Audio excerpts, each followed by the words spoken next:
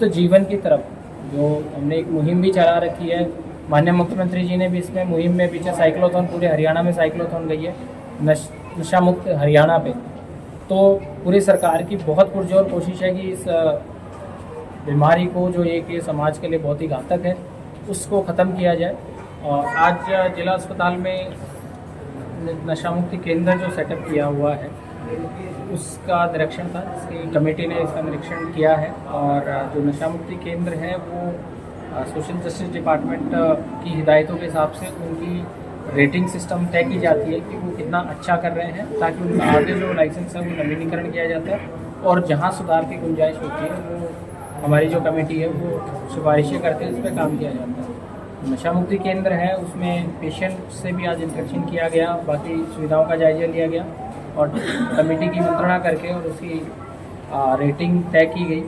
तो हमारा जो नशा मुक्ति केंद्र है वो पूरे 70 अंक का जो पैरामीटर है उसमें 47 अंक के साथ वो 4 स्टार रेटिंग उसको मिली है। लेकिन उस सुधार की गुंजाइश है और हमें 5 स्टार ही लेना, और फैसिलिटी जो कमी रह गई है वो हमने सुधार की हिदायतें दी हैं। साथ ही आपके माध्यम से मैं ये भी कहूँगा, जितने भी पेरेंट इसको देख रहे हैं, जितने भी बच्चे या जो भी लोग ज़िले के देख रहे हैं, कि भी मांडीखेड़ा सिविल हॉस्पिटल में हमारा जो नशा मुक्ति केंद्र है, कोई भी अगर गलत लत में लग जाता है, चाहे वो शराब का नशा हो, चाहे किसी भी तरह का नशा हो, जो जैसे आदि हो या उसमें लत उसकी छूट नहीं रही है या कोई भी तरह की दिक्कत है, हेल्थ इश्यूज़ है, वो यहाँ आए। यहाँ एडमिशन की फैसिलिटी भी है ताकि एक्सपर्ट्स हमारे उसको काउंसिल करते हैं, फिर उसको एडमिट करते हैं। एडमिट के बाद उसका देखरेख की जाती है, दवाएं दी जाती है और बाद में फॉलोअप किया जाता है। साथ ही क्योंकि नशा पूरे परिवार को, पूरे समाज के लिए बहुत ही घातक सिद्ध होता है, तो मैं ये भी अपील करूँगा कि इस लत से सभी युवा, सभी उम्र के जो लोग हैं वो दूर रहें।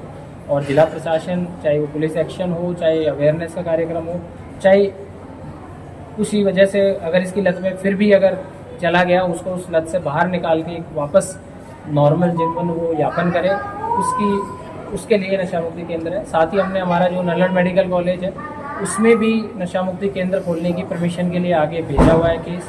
जल्दी वो उसकी स्वीकृति मिलते ही हमारे पास 2 नशा मुक्ति केंद्र जो है वो हो जाएंगे, ताकि हम ज़्यादा से ज़्यादा ऐसे कोई भी व्यक्ति हैं उनको रिहेबिलिटेट कर सकें। इसके अलावा कोई भी प्राइवेट संस्था है, कोई भी NGOs है जिनकी क्वालिफिकेशन पूरी होती है, वो भी नशा मुक्ति केंद्र खोल सकते हैं। सरकार उसकी मान्यता देती है, उसके लिए कुछ क्राइटेरियाज है, वो फुलफिल करने के बाद लाइसेंस के लिए अप्लाई होता है और सेम कमेटी उसकी जांच के बाद अनुशंसा करती है।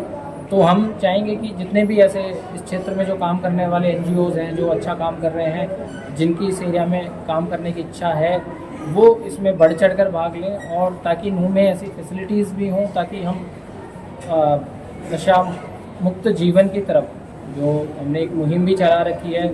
माननीय मुख्यमंत्री जी ने भी इसमें मुहिम में पीछे साइक्लोथॉन, पूरे हरियाणा में साइक्लोथॉन गई है नशा मुक्त हरियाणा पे।